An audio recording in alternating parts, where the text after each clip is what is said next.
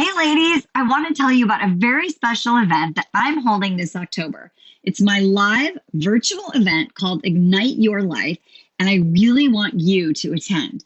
This 3-day virtual experience is designed for smart, successful women just like you so that you can become your authentically beautiful self. You'll learn how to attract a high quality man and propel you forward on the right path to love. This event is taking place October 14th through the 16th, and it will be the only event of its kind this year. I want you to join us and a whole community of really successful women for this transformative 3-day event where you're going to learn the unique process that will help you attract an amazing man who is completely enchanted by you. I'm also giving you a special gift because you're part of our amazing and supportive podcast community. For the first 50 women who sign up to go to Ignite Your Life from our podcast community, I'm giving you $20 off the ticket price. So to access this discount, use the promo code by typing the word IGNITE at checkout. You'll save your spot for just $77, but you must act quickly because these spots are filling up fast. So to register, go to IYLVIP.com or find the link in our show notes. We look forward to seeing you there. You're listening to Life Check Yourself with life coach, transformational leader, and dating and relationship badass, Marni Batista. Every week, you'll get the raw truth from top experts and real people on the important life and love issues you want to know about. So if you're ready to life check yourself in your relationships, your career, and the areas of your life that matter most to you, and you're not afraid to be called out on your stuff, then you're ready for what's next. Life Check Yourself with Chris Gillis. Do you have that one issue that will continue to haunt your dating life forever? Oh my gosh. Honestly, Mr. Gillis, I was like, I don't know how much more I can take of this. Yeah. We're talking about the damn Bachelorette. Before we get into it, I just have to say one thing.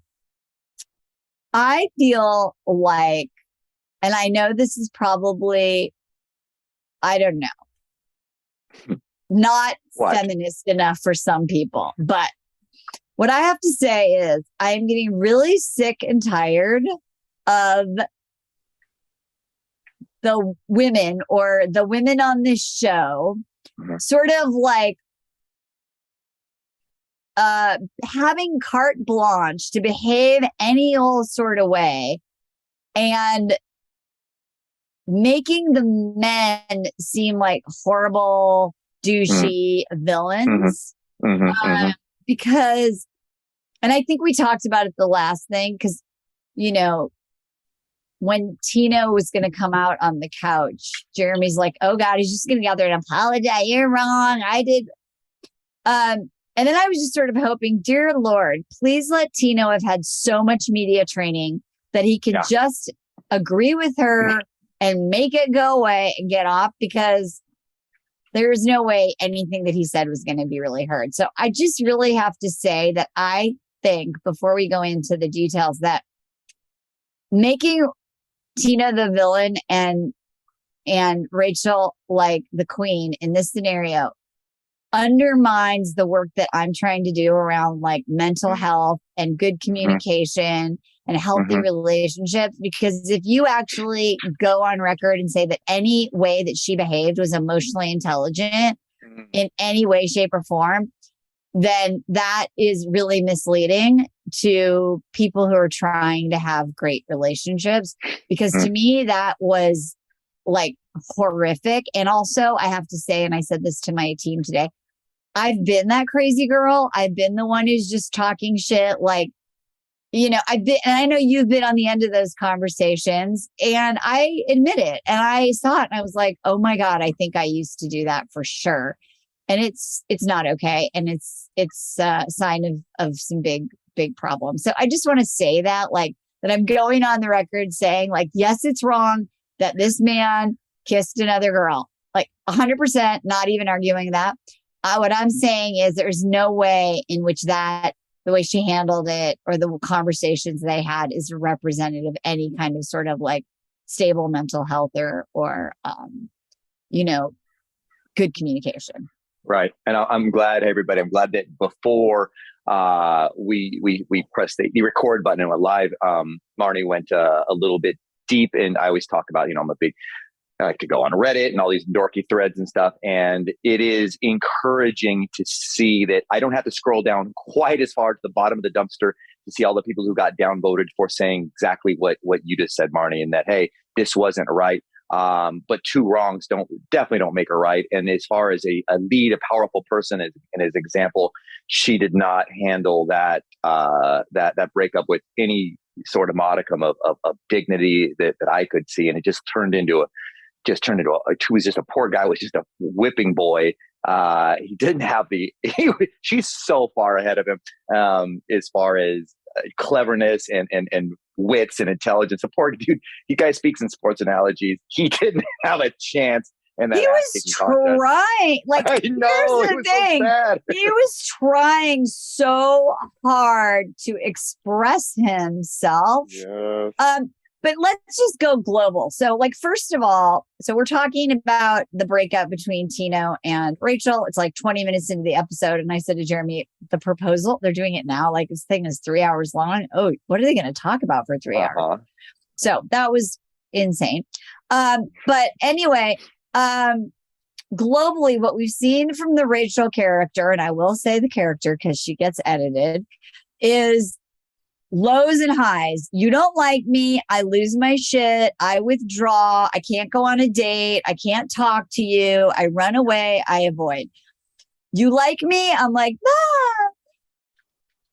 ah. And this was 100% from all that we know, probably some sort of like example of this. The disappointing thing, and I did see a lot of this online, is like, what is the thing they're talking about that they don't want to talk about? Like, I'll bring it up if you want to, though, Marni. If you want me, I'll bring it up. Remember, she like getting all threatening with him. It's like, holy shit. Yeah, just talk about it. But anyway, but what's interesting is she's like, something happened where she can't handle emotionally some shit that's going on social media or whatever when the show starts that makes her feel a sort of way. My guess is people are shitting on her, trashing on her, whatever. She can't handle it. She needs to go to therapy. It's so intense. She's like, I'm going to go to therapy. I'm going to get help. And then allegedly he says, I want to work it out. And he brings out his little notes, his journal. And there's something that happened where she becomes emotionally unavailable. She pulls away. He tries to be like, you're the one, you're amazing. Tries to do like how the handbook to get Rachel back to functioning. It doesn't work. It's not enough. Yeah. Because no man can fill up the tank. And something happens. He feels deflated. He feels upset. He feels insecure. He says, I felt insecure. My insecurity got in the way and I kissed a girl. Mm-hmm. Mm-hmm. So, I mean, just that right there, like, how could that have gone differently around the problem and the realization, like, I can't make you happy? Like, I'm pulling away. Like, what was Tino's alternative move so that he didn't feel like he had to go kiss another girl? So are you asking about... Why does Tino kiss, as a guy, why do you think Tino kissed someone else? Tino, I think it comes down to what we've said is, when you're off, your picker's off, and then you attract the dudes who this communication is shit, and then which feeds into her shit communication. It was just this beautiful, gnarly cycle of unhealthiness, and that we all knew. I didn't expect it to burn up this quick, but we all knew it was going to last a month or two or something like that. They couldn't even get to that, and then she, and she, like you said, she freaks out consistently. And so what I've gathered is that, look, if it wasn't going to happen now, it was going to happen sooner than later. where Rachel something wouldn't go her way and she would freak the fuck out again, make it all personally, everything about her, blame it, on him. And then Tino doing what Tino does horribly, which is, of course, is not acknowledging any of the truth and not being like, hey, yeah, I can see that, I'm so sorry my family was blah, blah, X, Y, Z. Instead, it's like, everything's perfect. Everyone loves you. And he kept doing that, whitewashing and, make it everything look dust it in gold and move on. So I think that was destined to happen. But I do think that the reason, or what could he have done? How to keep your man when you're freaking the heck out, from kissing girls or metaphorically doing whatever it is. Marni, I think the first step is to handle it like an adult and not throw, like Gottman talks about in his books, and not throw the breakup card. And I think at that point, especially with all they did and of all they've gone through and how little they've gone through, how much time they've had in actually real life foundational experience. It's all so much smoke and mirrors and traveling around, and really those beautiful hardcore moments that you can really dig into on there. It's all, house of cards, and to do the threaten with the ring thing and, take it off and tell them, well, I'm not wearing it, final rose or whatever the heck something like that. Yeah. That's a way to really break your insecure man. I think that's interesting. I think that, so like throwing the breakup card or an ultimatum, the thing that's really interesting is that if you are like so emotionally needy that you can't have a healthy conversation and you pull away, I believe, and correct me if I'm wrong, if a guy doesn't have all his confidence and esteem and self-worth and he can't make you happy and he doesn't feel good enough, then he's going to go try and get a quick hit of somebody who thinks you're enough. Right? He's going to be like, oh, like, well, she think like I can make her happy. She thinks I'm hot, right? Because Rachel's just like, he's unable to make her happy. I think I want to point this out. I know there's not much to talk about. Well, there is with Erich and Gabby, but one thing that Erich says that I think is true for Tino, but he couldn't articulate it in the proposal with Gabby and Erich. Erich says, like, I was afraid I couldn't be enough for you. Yeah. Right. Like Gabby's like, I have so many issues. I'm abandoned. You need to love me. You need to like really fucking show up for me. Cause like, I'm fucked up. Right. Like you, and he's like afraid, like, wow, I don't know if I can love this girl back into wholeness. Right. I think that for Tino, like when a guy's like, I can't win, I'm confused. You say you're throwing ultimatums. You're telling me I'm shitty, but I'm trying so hard. If he's not like really done his work, he may go out and try and fill up his own lack of insecurity by getting affirmation somewhere else. Super not okay that he did that. I also think semantics matter. And in that conversation, she's like, you're cheating on me. And he's like, I kissed a girl. I think, and then she doesn't believe him. I think, who knows, but like, there are things that if you are really committed and you're engaged, and I'm not saying like, yeah, if a guy kisses someone else, like you should stay with him, especially if it's been like 7 weeks, but shit is going to come up in your relationship. And Gabby and Erich seem to have some stuff, and she's like, okay, I'm going to give you like the benefit of the doubt. Let's work it out. And what I couldn't see Rachel do is because she was doing the same thing she did with Avon. She literally couldn't hear him. She couldn't absorb any of it. She couldn't actually really talk about the problem itself and do we want to solve it? Yeah. And I think that's because when our little who's our like emotional child gets so triggered, our brain goes offline. And whether Rachel's a narcissist or she's just deeply got some serious issues. When you get triggered, you can't listen. You can't communicate. And so I give props to Tino for actually walking away. I also think, I think you're right in that why, like the whys as well. And again, he is 100% culpable for his inaction. She didn't force him to make any stupid decisions. And the guy just says things that don't make sense. And he's had a lot of problems on here or issues. But I think what one of the main relationship problems is that she had this way of making, and I've been in a little bit of a similar relationship as this, making him feel either very, very powerful or very, very weak, and very, very powerful or very, very weak.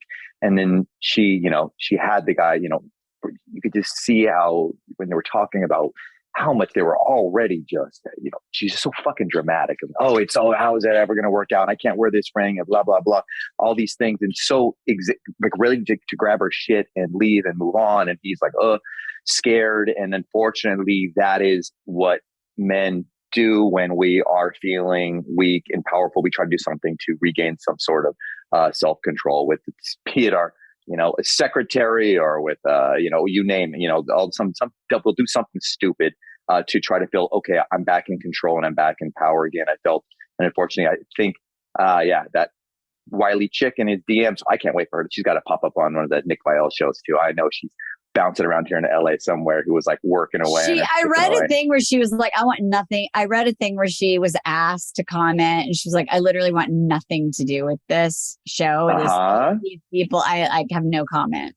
She surfaced. So she is, somebody found her and she was like, I have no comment. I don't want anything to do with this. Because her people will freaking burn her house down. It was crazy. All the, I mean, for her right it's now. crazy. Okay. Here's the other thing people were giving Tino shit for was that he had his journal. And so again, I don't know what was in there, but and maybe it was like his notes, but I have coached women who are trying to have a really big conversation and they want to make sure they have it clear and they want to be able to say what they want to say when they were calm and not reactive. And they bring notes. And I think Twitter's like, bring your journal, your dear diary. I say, fuck that. I say, if a guy comes and he's like, here's what you said this to me and it made me feel, here's what Tino did right. He did do some things right. I agree. I think he acknowledged and validated. I am sorry. I hurt you. What I did was not okay. I'm very sorry. I was feeling insecure. Like, he's trying to say, like, I'm not asking you to say it was okay. I'm trying for you to understand that I was having my own experience of your freak out. Yeah. And like, could you also hear me? So I think that's vulnerable. I was feeling scared. I was feeling insecure, I think he says. He also, and then we'll talk about the drama. But the other thing that's really, to me, like Rachel, you have some issues, is he's like, what do you want? And then she's like, I want you to like take responsibility for this and explain to me what happened. And is it that she's asking him to be like, so I went to the thing and the girl started talking to me and that, like, is that what she's wanting to hear? Because that's just sort of like, why? But then he says, I am sorry. I will do anything to get you back. I would rather have us at our worst, any day over losing you. Like, he basically says, I love you. I'm sorry. It's my fault. Please forgive me. Can we start over? And then he also shouldn't have slipped in. He slips in and he's like, I will do it. Basically, I'll pay for it. Said something to the effect of, I will like pay for this the rest of my life. Like, oh, you don't want to promise all that in case she does. Yeah, but he's so desperate. He's like literally, like Jeremy used to say to me, like his brain would be scanning during these conversations. Like, what does she need to hear? What's the right thing to say to make it stop? Like, what do I say to make this stop? What do I say to make this stop? Do you do that? Yeah. Oh yeah, for sure.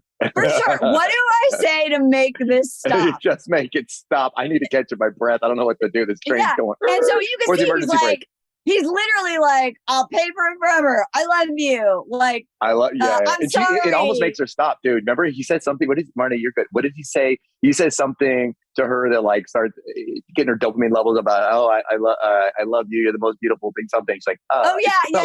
He said that on the actual after Final the Rose. But let's talk about just the stupid video breakup. Yeah. But anyway, he literally is like, there's nothing else that guy could have said. Like in my experience of what she's asking for, he literally was like, is this the right answer? And then there's a silence because I think she's like, shit, he said everything that I want to say. I'm done. Here's your ring. Then he's like, yay, I got out. Free pass. He leaves. And how many of you ladies have then you've made your move? You fuck you. Like, get out. And then they leave and you're like, oh God, what did I just do? Oh my God, he left. What did I just do? I can't believe it. Did I mean that? Now he's gone. And I just felt like that was what's going on for her in that moment. She was like, I just literally blew my life up and I'm not sure if I meant to do that. You know, and that's a great point because breakups are going to happen and timing is right. And I do believe that people can grow out and then grow back into each other, especially when they are so relationship young, emotionally young as those two. But babe, I can almost guarantee you this is going to leave. This breakup was so fucking nasty. And so many gals out there who are listening have probably had to just keep raking him over the coals when he screws up to the point that even if he does grow and does the work and all the things it's going to they have an indelible mark in his mind that you are forever, despite all the amazing sex and wonderful highs and lows. He's just a scary, scary place he never wants to visit again. And so you probably see it when you see him dating some other chick. You're like, what the hell? I did all that stuff and I beat the shit out of him so we would grow. And now I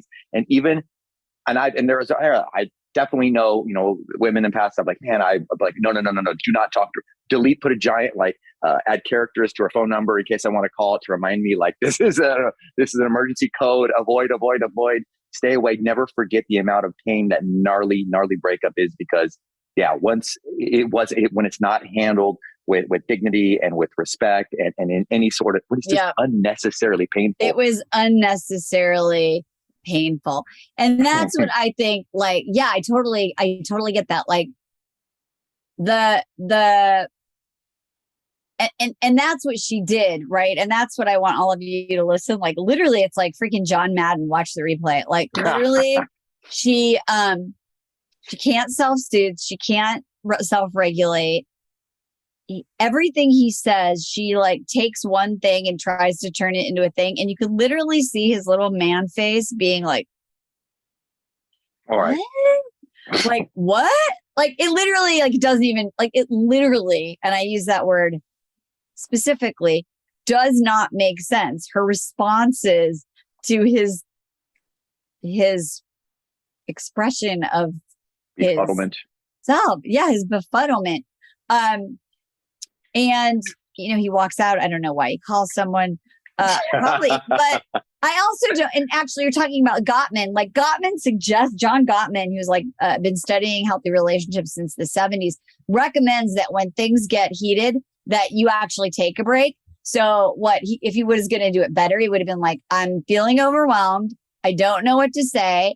I don't want to say anything that isn't actually a reflection of how I really feel. I need a 15-minute break. I'm going to come back in here in 15 minutes. Walking away is not cool. However, I felt, and maybe I was projecting, but my interpretation is this guy's like, I don't want to be a douchebag. I don't want to look shitty on TV. Yeah. I don't want to overreact. So I'm going to take a minute and figure out what I actually want to say. And I think that if he could have communicated that and then walked out of the room and then come back, I think that's okay. Walking out, not so great. But you could see in his face, he was literally like, oh my God, what is going on here? You saw him trying to take his shirt off and trying to hide the mic because he needed a second to himself and his thoughts to gather without camera crew up his ass, which is that makes sense. I was like, why is his shirt off? Because he was trying to take his mic off and make a call. He's probably trying to call his therapist. My God. I hope so. Someone said call for a ride home. Mommy, come get me. I'm scared. I mean, literally when he says literally like, can she just break up with me? Like, can this just be over? Like, I don't want to be here. I'm done. Like, get that. Like, it's abusive. Yeah, it's not cool. Okay. So if you got to break up with your guy, what can we learn about the right ways and wrong ways, and what should the context be when we're coming in to do this gnarly work? Because maybe it's just not right now, and it's time to take a break. So I think, okay, so then let's talk about the after the final rose thing. Okay, great. So now we'll have an adult conversation. 2 months have passed. Right. And okay, so this could be the actual original conversation that you have. And it doesn't go like this, but he started out really well. You're amazing. You made me feel like no other guy, like no other woman, like I screwed up. I take full responsibility for that. I'm sorry that I hurt you. And I didn't mean what my impact wasn't my intention. We're not a match. I don't want to continue to hurt each other.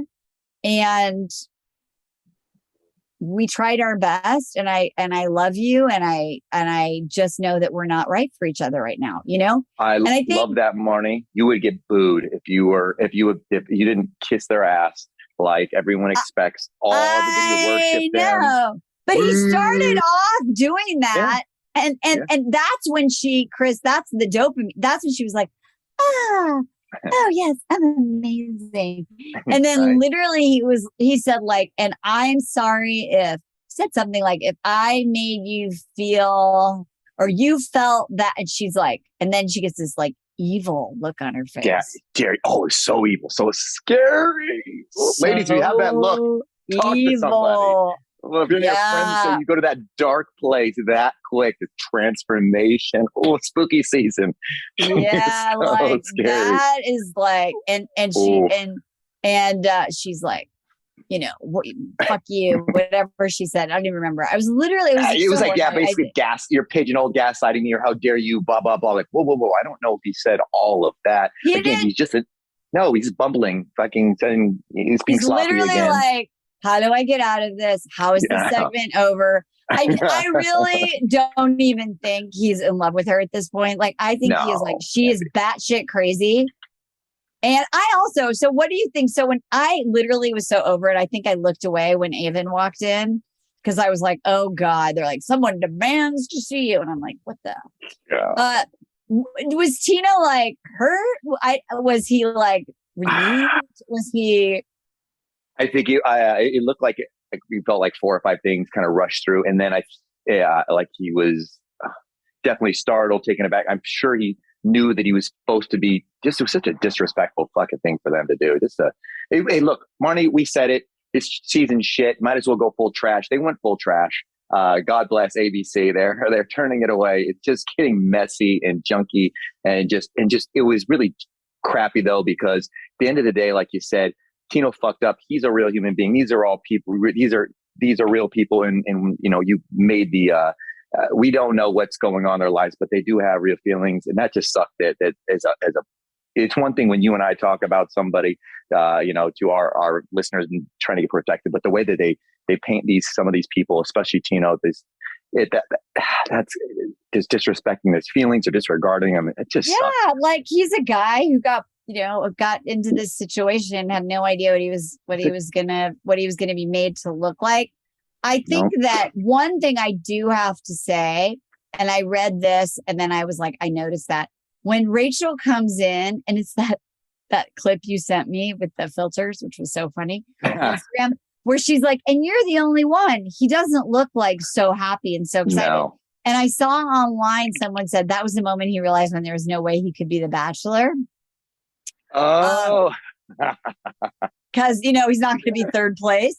Yeah. shit. But I'm going to say this guy, for better or worse, I really don't feel like he was madly in love with her. We saw him the whole time wanting to win, to crush it, looking like it was a game. But I think that has nothing to do with the sincerity of his apology and like him trying to cobble together something at the end. I think that if I was going to sort of like make something up, I would say like, this guy's like, I don't really want to do this.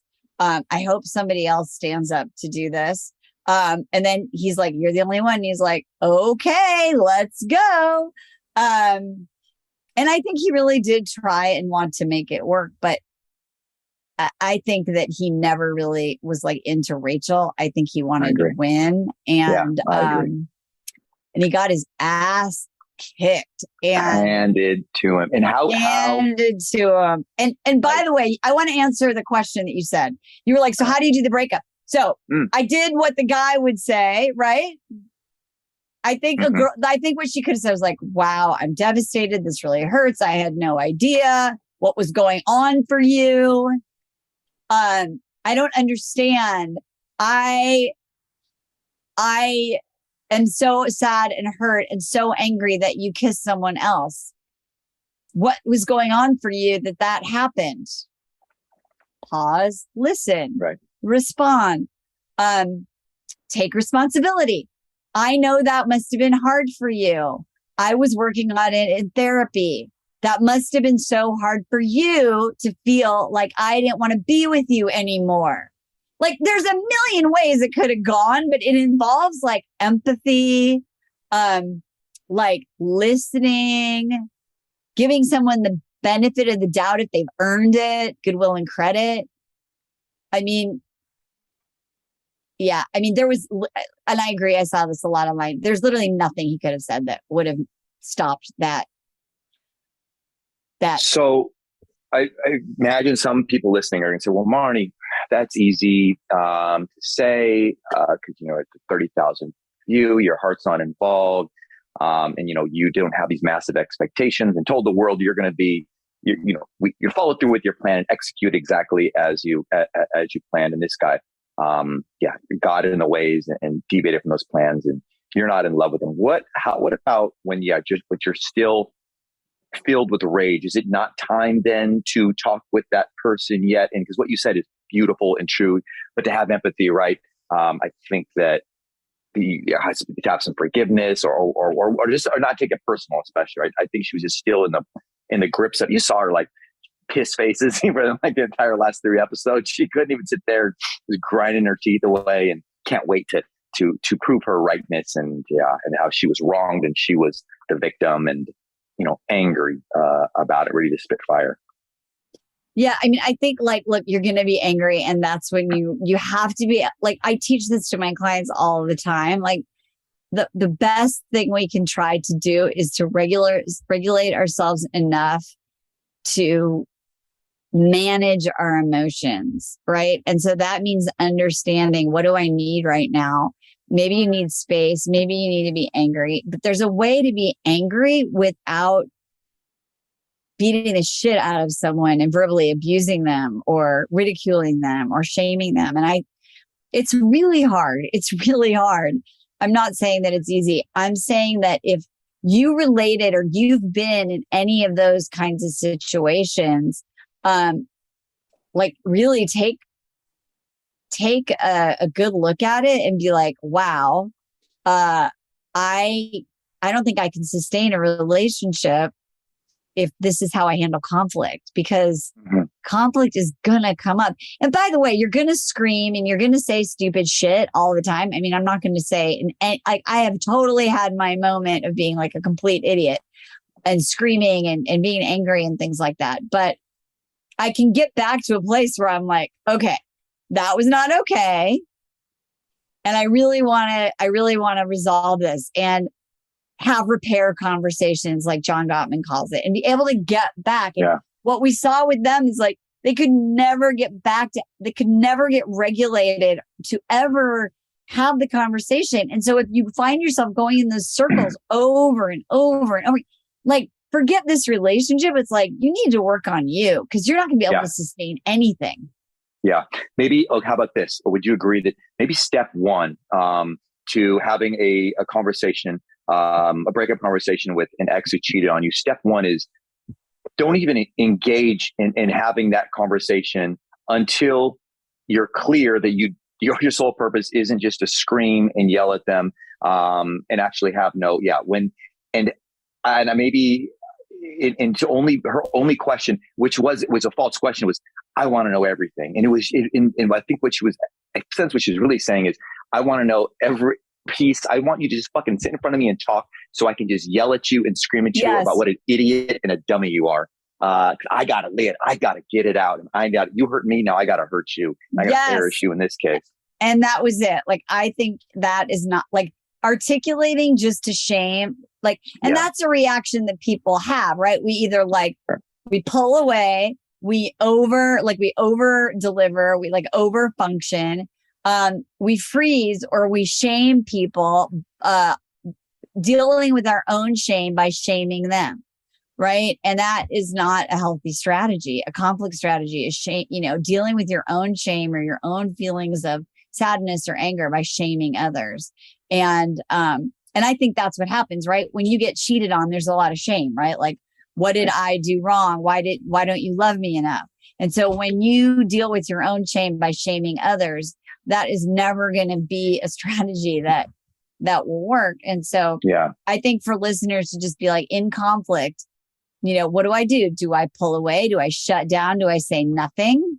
By the way, we've seen this before. I also saw this.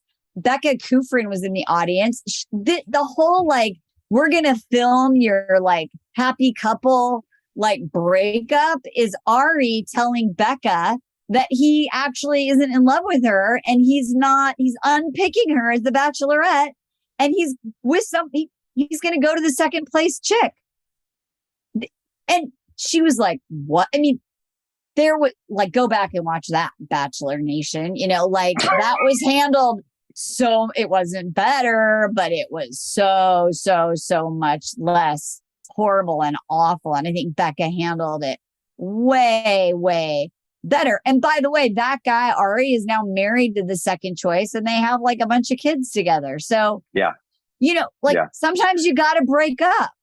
Yeah. And I think both on that point with this couple that you're just mentioning, Becca and Ari, and or whatever, who they are now, and Tito and Rachel mentioned, she's feeling all the shame. So she just can't wait to really because of, like you said, she's like, what the fuck is wrong with me? And why am I broken? Blah, blah, blah. And but she never said that. No, I know.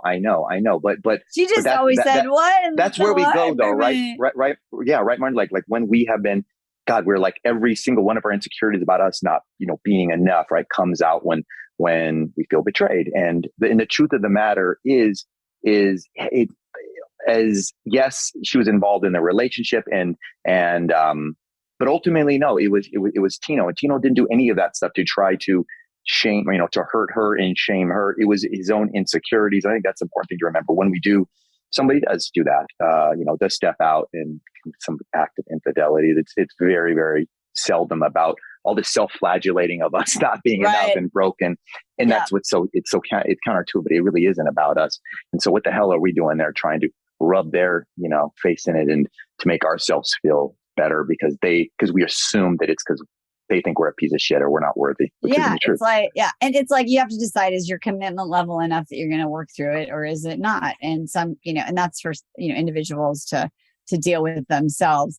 And the other thing I just want to say, because we should talk about Gabby for a minute, but I think then the end, and I want to bring it full circle, is my husband's crawling on the floor so as not to be on the video. So cute. So cute. So we saw Rachel needing someone to love her for her to feel whole again. And the Bachelor producers are like, this girl literally might kill herself. Can someone find somebody who wants to be with her and get them on right now? And Avon's like, hey, and she's Remember me. yes, thank you. And I pray. I mean, first of all, if they do try and date, that thing is never going to go anywhere. I hope they've just begged that guy to get on there and like do a catch up, and they can do the polite, like Tyler Cameron with Hannah Brown and be like, we spent a weekend together. We're not a good match. Wish you the best of luck. Because I think that was a ploy to like try and lift the energy of like, yay. So we can go to like Gabby and Erich. Because otherwise that was just going to be like, oh God, is she okay? You know, yeah. But they know how to get it. They know how to pump her up, right? They know how to bring her back, which is outside validation. Yeah, they just handed a little kid a new piece of candy, like, okay, there's my lollipop. Exactly. She's separate, not crying. Let's go over here. Yeah, exactly. Oh my God, she's not crying. Like, you know, like let's watch that episode. You know, like put the TV on. Fucking. But I just, and look, we're a good show after all. We don't hurt anybody. Yeah, so that way. Yeah, they didn't want to end it with anybody saying, I never want to be on The Bachelor or whatever. Instead, yeah, they got to make sure everyone keeps signing up to try and imagine themselves on it.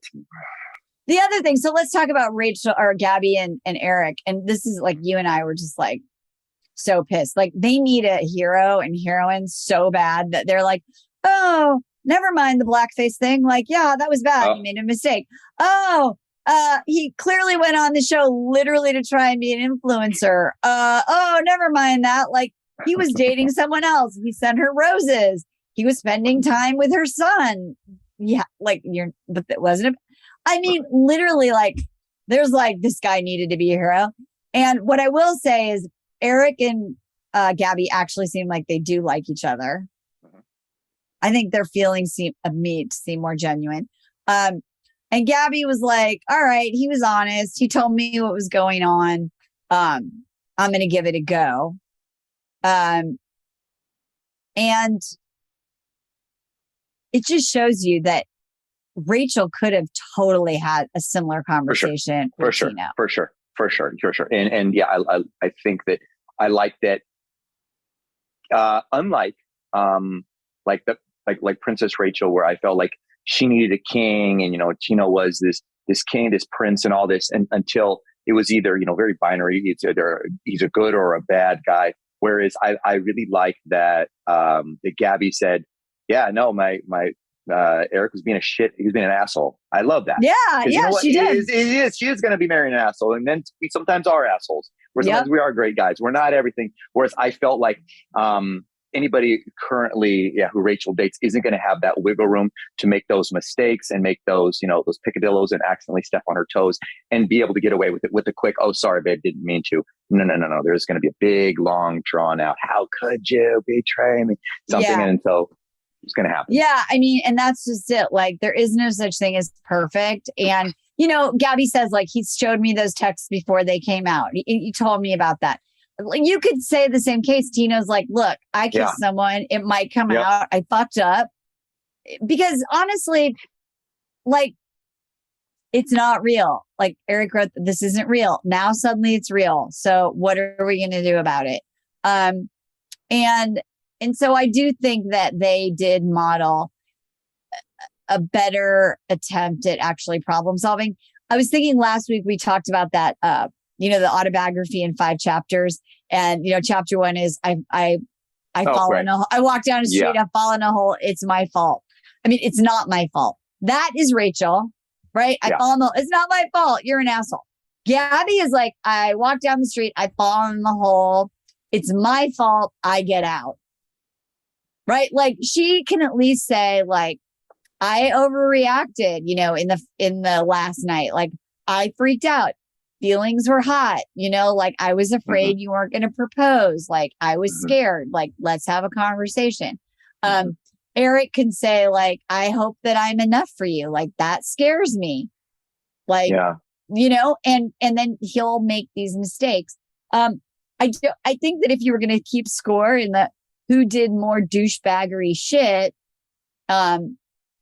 according to the moral police of America right now, Erich has 2 tickets. Right. Like he has 2 things. He was inappropriate in 2011 in his high school yearbook.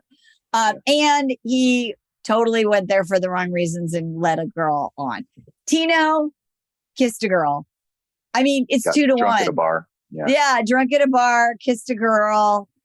I'm famous now, maybe. I don't know. Yeah. Like, I don't know. Maybe she's like, it was just such a dumb move. Such a dumb move. But anyway, so, but it's just, yeah. And so, but she feels like, I'm ready to give this a go and I don't need you to be perfect. It's not binary. And let's see if we can work through it. And I love that. I don't need your old friend, Aaron, who used to hang out with a long time ago when I started dating my ex. He said something to me, very profound. He said, the danger you're in, Chris, is that she puts you on such a high pedestal and holds you so incredibly high with regard and esteem and respect and love. And we're, just makes it sound like I'm superhuman. She'd be good. He said, there's only one way for you to fall, and it's a long fall down. And it was, and it's, God damn it. And it's a lot of bruising when you fall down that goddamn far for things that don't necessarily be. And I like that. Like I said a second ago, that Gabby realizes, dude, she's not superhuman. She screws up. Her man's going to screw up. They're going to screw up. And there's just something I think I don't know. And when I've been in relationships where I felt like, yes, I'm respected, but not worshipped or any unusual self. It's easier to just relax, and guys don't feel like going out and kissing other girls, and we don't feel so scared and powerless when we fall, right? So beat the fuck up when we screw up because we fell so unworldly, fall far to the earth that we're able. It's just a minor fight. We're tipping. Okay, it'll be fine though. But yeah, when you don't really know that it's going to be fine though, because everything is so intense and so dramatic, like it is with Rachel. That's a scary place to be for a guy. Yeah. And that's what I'm saying. Like any guy who's watching that, who's on the show would be like, I dodged a bullet and I prayed for Avon. Okay. So we have like 10 minutes. We're like ABC. We're going over because it's like so much. The whole, we have to just talk about it because it was like on there and it was just so eye rolling dumb to me. Zach, Bachelor. Fine. Don't not like him. I thought he was sweet. The whole America Picks was trying to be Love Island, and I was like, you can't do it. You just can't do it. How are you able to stomach Zach's cringiness so incredibly well? You find it endearing, I feel like. Where I'm literally like biting my hands over my face. I feel so awkward. He's so nervous and so nervous. So nervous. It's like Clayton was like that at the beginning, and so God, he was bad. But was he that? Matt James was so nervous. He would just shut. Yeah. We don't know anything about my whole thing is these people are gonna get their asses kicked. We're gonna doesn't matter. I'm gonna think he's an asshole by the end, and all these girls are stupid, crazy bitches, and that's. And I hope I can I hope I can stomach it. Jeremy's like, how can we keep watching the show? It's ultimate low. I don't know. Last night was really really bad. But I don't think he had chemistry with any of those girls. I don't think he had chemistry with himself. I was barely keeping from falling over. He was so nervous. He was everything you shouldn't be on a date, not fun nor flirty. Didn't know what to do with his hands, if he hugs them or high fives or what the heck was going on. It can only get better because it was the worst thing I've ever seen. I do think, just like we say in dating in general, all of his holes are going to get and weaknesses are going to expose. I think they're going to bring out some badass bossy bitches on there who just, like you said, steamroll him and have them just make him look like an idiot. I hope he learns to, doesn't follow the same path as Clayton. I'm really confused why they went that same route with him when we have so many other interesting guys from the past, from Mike Johnson to even Avon. There's so many interesting. Because they're all going on that. They're either smart enough like Nate to go far away and run as fast as they can and thank God Nate, they're alive. He declined it, you said, right? He declined. See, we already forgot about him. That's what I do want to say this. Okay. I haven't seen a guy get fucking flagellated like this since Balakai in Paradise when he sent those texts to Kaylin, whatever her name was. If you remember, like he was like, come over and fuck me, basically. And he like put them on Instagram. Do you remember in Paradise when that happened? Yeah. With when like porta potties at Stagecoach. Yeah, at Stagecoach. And that guy just got shit upon so hardcore. And like he had to do an Instagram apology. Anyway, and within a few months, he was like, back on Instagram, making money with Fit Fab Fun and being a DJ. And so, Tino will be forgotten and this shit will be forgotten and some other guy will get it worse. But what will never happen, for better or worse, is a woman will never get her ass kicked on this show because then it will be because, and I'm not saying that's wrong or right or whatever, but guys get like publicly just shit on. Yeah. And in this show, I think in other shows, women kind of maybe get a little harshness, but not on Bachelor, man. Like if you're a woman, you're a queen, can do no wrong. And I just don't think it's okay to treat anyone the way Rachel treated Tino, no matter how bad of a thing he did. I love that you say this, Marni, because I thought he tried. He tried to make up for it. He did his best. Wasn't heard, wasn't listened to, and I just wish that kid well. And I hope he just goes off and runs away as far as he can. So until his parents find someone they like. But I do agree with you on that, and that I'm glad. It sounds dumb, but I feel like that's something I can't say even here. But I do wholeheartedly agree that it's just insane that we're all fallible as humans, and yet I noticed that there's a pattern that only one type of human seems to get just ass kicked and made fun of and humiliated to an extreme, and the other side gets away with hardly any accountability at all. And that's not a good lesson in life, because in true life we're not on ABC. So I do feel like they are passing on some really shitty lessons where it could be. I get it. It's for fun and all, but it does send some kind of crappy themes and I don't know, ways to communicate and some things that are, ugh. It's bad. And I think that sometimes, they do make a woman, they say like, oh, she's, when they have bachelorettes, right? And there's like 25 women and they're being mean to each other. And they do like make someone the crazy person or someone who throws the, but it's more the like, shrimp. Oh, it's the shrimp girl, right? It's more like she's a crazy bitch. Ha ha ha. Like, and I think with like, the way that they booed him and the way that they treated Tino is just like, you're a bad human. Like there's like shame and it's just not very nice. And I think it's just with these women, it's more like, haha, she's such a bitch, cat fight. And I know that it's bad for that too. But I don't know. I just feel like if there was like a mental health police, the show would get tickets and they would need and I don't dig when Jesse Palmer is playing the couples therapist role, and I feel like he constantly feeds the emotions and whatever, when it just sets it up, and it's just constantly, Tino's right there, and you must feel so incredibly betrayed and blah blah blah, versus like, hey man, how are you doing? You don't get any of that with him. And the truth, like he's got to feel, bro, you've got the whole America's for the most part cheering for Rachel.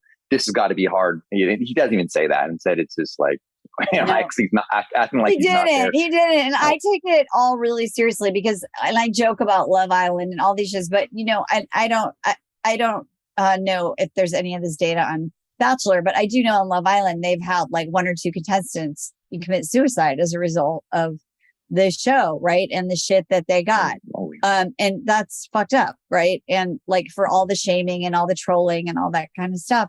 And so I just think it's really important to understand, like I'm not here to say Rachel's a bad person or Tino's any sort of way. I'm saying like we're all human, and if we want to have healthy relationships, all we can do is like take responsibility for our part, forgive ourselves, forgive others, and then do the work to make it right. because there is nobody who is infallible or who won't fall. And so I just feel like I just need to say that is like, that's the spirit of this show, is like, you know, compassion. And honestly, like I was like, God, someone send Rachel my number, you know, like, please let me help this poor person find love, because she deserves love. She deserves love, you know? So, all right, last thing, we're like a 1 hour episode. What do you want to say as we wrap up our finale of the crazy double Bachelorette season? Oh my God. Okay. So what do I want to say? I sound terrible, but I feel nervous watching, what's his name? Zach. And I said it before. So I got to figure out what's triggering inside me. Something is making me feel so, maybe it reminds me of my nerdy self when I did, when I was bumbling and figuring it out, and can't imagine how scary it would be to have a cameras on me when I'm 13 years old and having kissed a girl or whatever, because that's what I feel like he's at. He like represent the insecurity of every man. And they're like, oh, so we'll see about that. I'm over kind of Jesse, his platitudes and assigning feelings and telling everybody what they must feel. I'm tired of the shitty. I'm tired of the shitty lack of follow through and questionings. I want to see moving forward is people with them actual follow through questions, like, yeah, give me some details. What does that look like for you? Where do you, cool. So you live here, I live here. What would you think in? Or, find out if people have kids before like the final four, where the fuck, like important stuff like that. Show us the actual dating. Like, I think that would be super helpful. I think like my wish for the coming seasons is, a couple times in this season, there was like we weren't going to talk about that on camera. We agreed not to talk about that. So why are you bringing it up?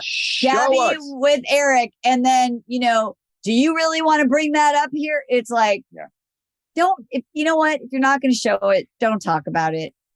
Because we're going to talk about it. Can I give you my quick theory? I got two of them. They're both salacious. One, theory A, I was thinking about, is what if like in the fantasy suites she got pregnant and then they had to take care of it, and so that's maybe that's why they started freaking out, and she's like, am I gonna marry this guy, and getting all insecure or whatever and taking the ring off. But then I thought that may be too much, because she's like, I'll talk about it. You want to really let everyone know? Or I think it's maybe that she read, like you said, too much online hate about the parents not liking him, or not liking her. So maybe her parents just got to her and they had a big fight about the parents and about them being inappropriately, saying their things or stepping in. So maybe she was like, hey, well, I'll talk shit about your parents right now, if that's what it is. What do you think? What do you think? I don't think it's number one, but I think she just said, like, do you really want to bring your family into it? And so, maybe it was something about the family, because we know that Tino's dad has been apparently spouting off on Facebook. Although I went on Facebook and I'm like, there was hardly anything. I think one thing got removed. So I don't know. I just hope Tino's family goes away and lives the rest of their life in peace, and that Tino gets a very good therapist, and that one day he meets somebody who has nothing to do with The Bachelor. That's my wish for him. He's like Avon. Avon needs to run away. There needs to be a safe house. Avon, like a safe house. Like, literally, I don't want anything to do with this show. Never call me again. Right? Like, put the Bachelor producers on that like little thing where you like, do not answer, no matter how much money I want, how lonely I am, how much I think I can get by being famous. No, do not answer. And then you was listening. Do not answer a call from a reality TV show producer. Don't do it. Don't do it. I never thought I'd say it, and I'm always like, God damn, Marni, why are you so pumped up about Bachelor in Paradise? I feel so ready. That does feel like a nice, calm, refreshing pool after this icky, dirty mess that I'm like cringing watching. It does just look so fun to be fun and flirty, and I don't know if that's bad or good, but I'm ready to not be so serious and have to get married and watch people not say the important things and cry every goddamn day.